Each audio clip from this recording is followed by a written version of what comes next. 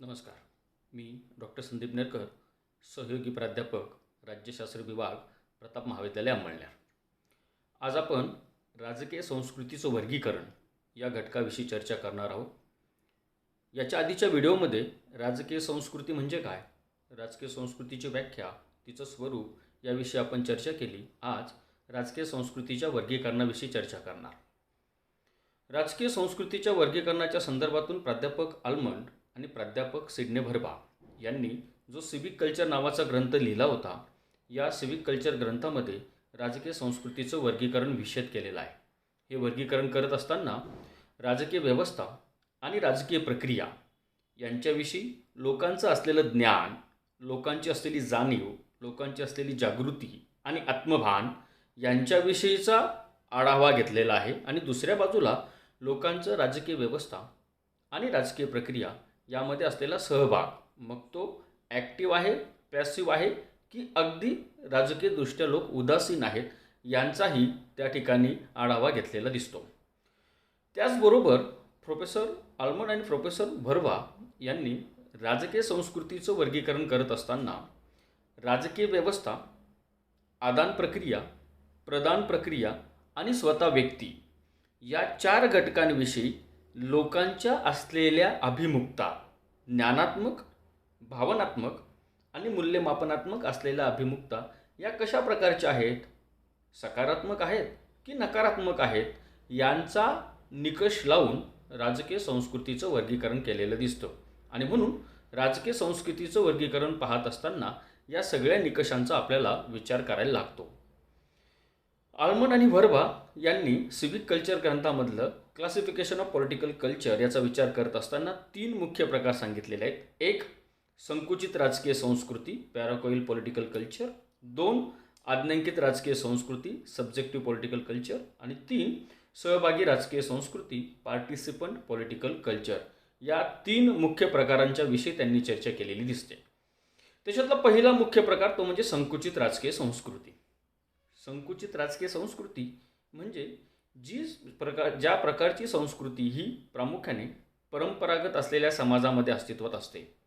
अगदी उदाहरण म्हणून घ्यायचं झाल्यास ज्या आदिम काळामधल्या टोळ्या होत्या, या काळामध्ये असलेला जो समाज होता, त्या समाजामध्ये संकुचित राजकीय संस्कृती अस्तित्वात होती, ज्यामध्ये कोणत्याही प्रकारचे कार्याचं विभागीकरण किंवा विशेषीकरण झालेलं नव्हतं.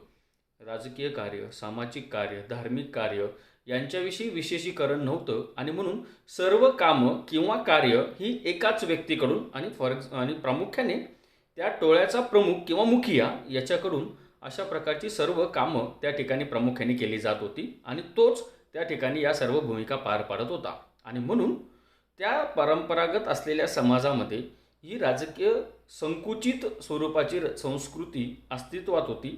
त्यामध्ये त्यांच्या राजकीय व्यवस्थेविषयीच्या असलेल्या भावना स्वतः व्यक्ती म्हणून, आदान प्रक्रिया म्हणून आणि प्रदान प्रक्रिया म्हणून असलेल्या भावना किंवा अभिमुखता, मग त्या ज्ञानात्मक असू द्या, भावात्मक असू द्या किंवा मूल्यमापनात्मक असू द्या, या सर्व प्रकारच्या अभिमुखता या नकारात्मक स्वरूपाच्या होत्या. याचं कारण त्यांना राजकीय व्यवस्थाच माहीत नाही मुळीच, किंवा आज आपण जी राजकीय व्यवस्था पाहतो तशा प्रकारची राजकीय व्यवस्था तत्कालीन अस्तित्वातच नव्हती. आणि म्हणून राजकीय व्यवस्थेविषयीचं माहिती असण्याचं काही कारण नाही. जर राजकीय व्यवस्था नाही तर आदान प्रक्रिया नाही. आदान प्रक्रिया म्हणजे परिस्थितीकडून व्यवस्थेकडे ज्या मागण्या मांडल्या जातात ती आदान प्रक्रिया असते. ती आदान प्रक्रिया अस्तित्वात असण्याचं कारण नाही. राजकीय व्यवस्था नसल्यामुळे प्रदान प्रक्रिया पण नाही. प्रदान प्रक्रिया म्हणजे ज्या व्यवस्थेकडे मागण्या आलेल्या आहेत परिस्थितीकडून, त्या मागण्यांचं धोरणामध्ये रूपांतर करणे म्हणजे प्रदान प्रक्रिया, ती पण असण्याची शक्यता नाही. आणि अर्थात स्वतः व्यक्ती म्हणून असलेली त्यांची जी भूमिका होती ती पण नकारात्मकच असणार. याचं साधं कारण त्यांच्यामध्ये कोणत्याही प्रकारची राजकीय जाणीव, जागृती किंवा आत्मभान नव्हतं. आणि म्हणून अशा प्रकारच्या समाजामध्ये जी राजकीय संस्कृती अस्तित्वात असते ती राजकीय संस्कृती म्हणजे संकुचित राजकीय संस्कृती. दुसरा प्रकार आज्ञांकित राजकीय संस्कृती. अशा प्रकारच्या राजकीय संस्कृतीमध्ये किंवा समाजामध्ये लोकांमध्ये राजकीय प्रक्रियेविषयीची माहिती झालेली असते, राजकीय व्यवस्था म्हणजे काय याची जाणीव झालेली असते. पण त्याचबरोबर त्यांना याची जाणीव असते की आपण राजकीय व्यवस्थेवर मात्र फार काही प्रभाव पाडू शकत नाही. आणि म्हणून त्यायोगे ते निष्क्रिय असतात. आणि म्हणून सत्ताधाऱ्यांच्या आज्ञा पाळणे. अगदी अलीकडच्या भाषेत बोलायचं झाल्यास लोकशाहीसारख्या देशांमध्ये जे सत्तेवर आलेले आहेत त्यांच्या माध्यमातून जे धोरणं ठरवली जातात, जे निर्णय घेतले जातात, जे कायदे तयार केले जातात, जे नियम तयार केले जातात, त्यांचे निमूटपणे पालन करणे हे काम अज्ञांकित राजकीय संस्कृतीमध्ये असलेल्या लोक त्या ठिकाणी करताना दिसतात. दुसऱ्या बाजूला मात्र अशा प्रकारची सत्ता किंवा सत्ताधारी यांना बदलवण्याच्या संदर्भातून त्यांची कोणतीच भूमिका नसते किंवा सत्ताधाऱ्यांना आपण बदलू शकतो याच्याविषयी आपल्यामध्ये क्षमता आहेत याची जाणीव मात्र त्यांना झालेली नसते. आणि म्हणून अशा व्यवस्थेमध्ये प्रामुख्याने व्यवस्था जे काही निर्णय घेते किंवा जी काही धोरणं ठरवते त्यांचं पालन करणे हे काम अशा प्रकारच्या समाजाच्या माध्यमातून किंवा समाजामध्ये राहत असलेल्या लोकांच्या माध्यमातून केले जात असतात. आणि म्हणून ते आज्ञा पाळणारे लोक आणि म्हणून आज्ञांकित राजकीय संस्कृती अशा प्रकारे त्या ठिकाणी अस्तित्वात आलेली असते. आता ज्या 4 घटकांच्या विषयी आपण बोललो होतो त्याच्यामध्ये राजकीय व्यवस्था म्हणजे पॉलिटिकल सिस्टीम याची असलेली भूमिका किंवा यांची काय कामं आहेत याच्याविषयी लोकांना माहिती असते. दुसऱ्या बाजूला प्रधान प्रक्रिया म्हणजे ज्या व्यवस्थेने करावयाची धोरणं आहेत किंवा व्यवस्थेने ठरावयाची निर्णय आहेत, कायदे आहेत याच्याविषयी लोकांना जाणीव असते. म्हणजे राजकीय व्यवस्था आणि प्रधान कार्य यांच्याविषयी या समाजातील लोकांमध्ये ज्ञानात्मक, भावात्मक आणि मूल्यमापनात्मक असलेल्या अभिमुखता या सकारात्मक असतात.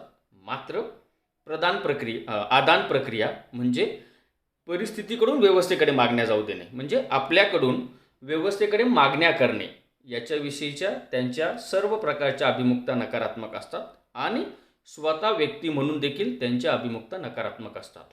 अशा प्रकारची राजकीय संस्कृती म्हणजे अज्ञांकित राजकीय संस्कृती. अगदी उदाहरण म्हणून घ्यायचं झाल्यास घाना, मेक्सिको, अर्जेंटिना यासारख्या देशांमध्ये अशा प्रकारची राजकीय संस्कृती अस्तित्वात होती. तिसरा महत्त्वाचा प्रकार तो म्हणजे सहभागी किंवा सहभाग प्रधान राजकीय संस्कृती, पार्टिसिपंट पॉलिटिकल कल्चर. अशा प्रकारच्या समाजामध्ये लोक राजकीयदृष्ट्या जाणीव आणि जागृत असतात, आत्मभान त्यांच्यामध्ये आलेलं असतं आणि म्हणून राजकीय व्यवस्थेमध्ये आणि राजकीय प्रक्रियेमध्ये त्यांचा प्रत्यक्ष सहभाग असतो. लोकांना त्यांच्या स्वतःचे हक्क, त्यांच्या स्वतःची कर्तव्य यांच्याविषयी माहिती असते, जाणीव असते आणि म्हणून ती राजकीयदृष्ट्या सक्रिय असतात.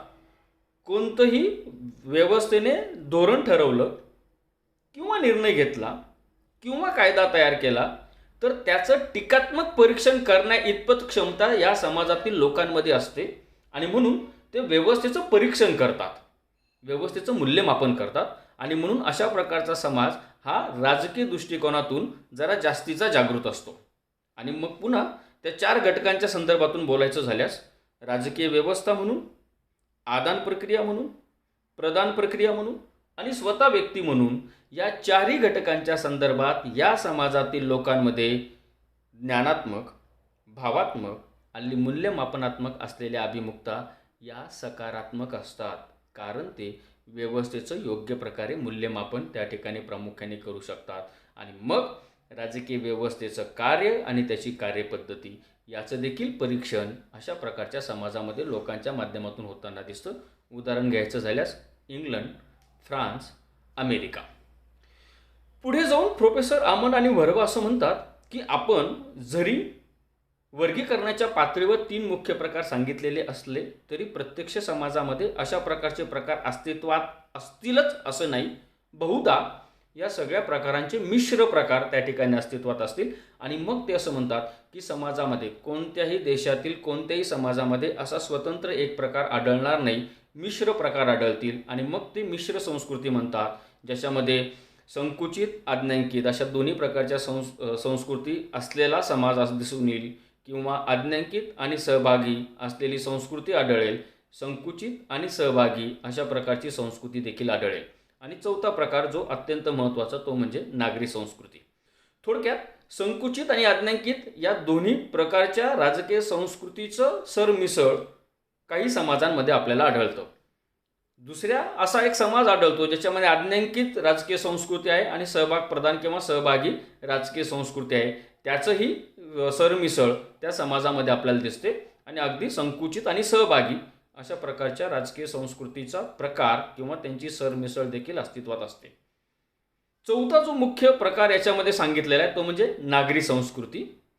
नागरी संस्कृती प्रोफेसर अमन आणि प्रोफेसर वर्बा यांच्या मते सर्वात महत्त्वाचा प्रकार त्या ठिकाणी आपल्याला दिसतो. याचं कारण असं आहे की संकुचित, आज्ञांकित आणि सहभागी किंवा सहभाग प्रधान राजकीय संस्कृतीचं जे आदर्श प्रारूप आहे, आयडियल मॉडेल्स आहेत किंवा जे शुद्ध वैशिष्ट्य आहेत, महत्त्वाची वैशिष्ट्य आहेत, त्या सगळ्या महत्त्वाच्या शुद्ध वैशिष्ट्यांचा आणि आदर्श प्रारूपांचं एकत्र रूप म्हणजे नागरी संस्कृती, ज्याचं नाव त्या ग्रंथाला दिलं सिविक कल्चर.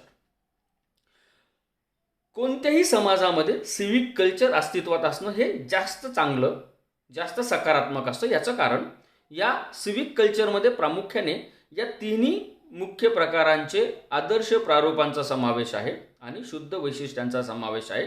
आणि म्हणून अशा प्रकारच्या समाजामध्ये राजकीय व्यवस्थाही योग्य प्रकारे काम करते आणि लोकही राजकीयदृष्ट्या जागृत असतात आणि म्हणून दोघांचा एकमेकांवर चेक असतो. In fact in political term check and balance असतो.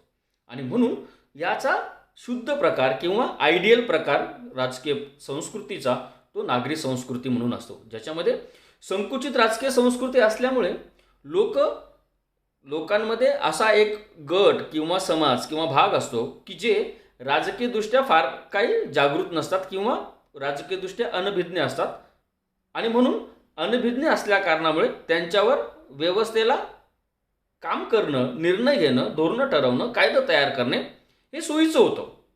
दुसऱ्या बाजूला आज्ञांकित राजकीय संस्कृती जोपासलेले, अंगीकारलेला समाज किंवा घटक किंवा वर्ग अस्तित्वात असतो, ज्यामुळे व्यवस्थेने जी धोरणं ठरवली, व्यवस्थेने जी कायदे केली, त्यांच्या आज्ञाच्या माध्यमातून किंवा आज्ञा म्हणून का असेना त्यांचं प्रत्यक्ष व्यवहारामध्ये पालन त्यांच्या माध्यमातून केलं जातं आणि म्हणून व्यवस्थेलाही काम करता येतं.